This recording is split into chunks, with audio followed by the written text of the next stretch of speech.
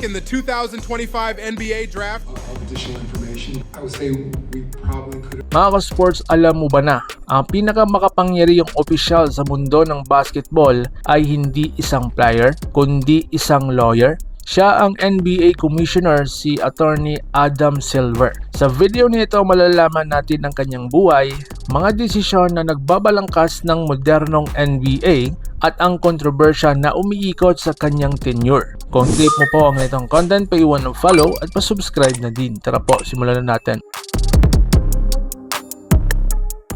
Mga ka-sports, sino si Adam Silver? Si Adam Silver ay pinanganak noong April 25, 1962 sa Raleigh, New York. Nag-aral siya sa Duke University sa kursong Political Science at kumuha ng Juris Doctor degree sa University of Chicago sa Law School. Naging abogado siya bago pumasok sa NBA, isang legal mind na later napasok sa sports executive world. Noong taong 1992, sumali sa NBA, nagtrabaho sa NBA Entertainment, gumawa at nag-produce ng mga dokumentaryong tulad ng Michael Jordan to the Max at tumulong sa Like Mike at iba pa. Noong taong 2006, naging Deputy Commissioner at COO, Chief Operating Officer. 2014, officially naging Commissioner matapos magretiro si David Stern. Mga sports, mga big decision at legacy niya. Unang-una si Donald Sterling case noong taong 2014, kung saan pinalayas niya ang LA Clippers owner dahil sa racist comments. Isang historic at stark na decision laban sa diskriminasyon. Pangalawa, NBA growth at global expansion. Ang NBA ay lumago globally lalo na sa China at iba pang kontinente. Ang league valuation at audience ay tumaas ng malaki sa kanyang leadership. Pangatlo, modern media deals at innovation. Nagipag-negotiate sa malalaking broadcast deals at tinulungan ang NBA maging ready para sa streaming age. Sa mga bagong resulta, ang NBA media rights ay umabot sa napakalaking halaga na $77 billion.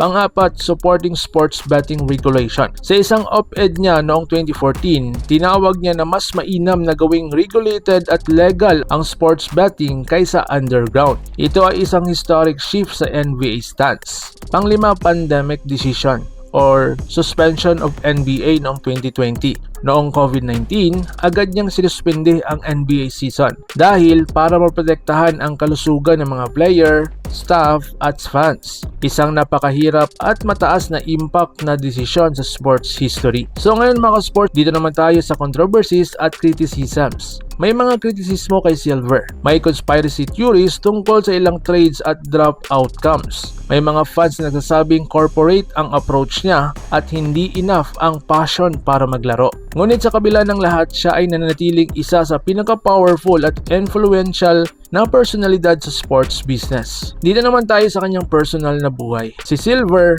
ay married siya kay Maggie Grice noong 2015 at may 2 anak. Bukod sa NBA, siya ay nasa board ng paaralan at mga charitable organization tulad ng Lustgarten Foundation. So ngayon mga sports, yun ang initial na kwento ng NBA Commissioner na si Adam Silver, na kung saan isa siyang NBA Commissioner na nagbalangkas ng bagong era ng basketball.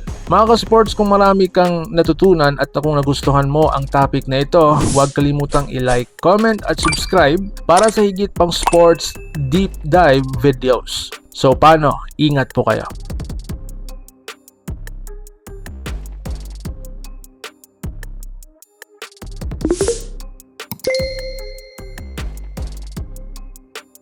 Mga ka-sports, kung hilig ninyong bumili ng mga Gilas jersey, Gilas accessories at mga gamit na pang basketball, habang nanonood po kayo sa aking mga videos, kindly check this basket on this lower part ng ating video at magpa-pop up yung ating mga items sa gilid. Mga legit po yung mga items dyan, and see to it po na makabili po kayo ahead of time kasi meron po yung mga discounts and mga promos depende po sa seller. And also, kunting suporta din as a content creator po. Salamat!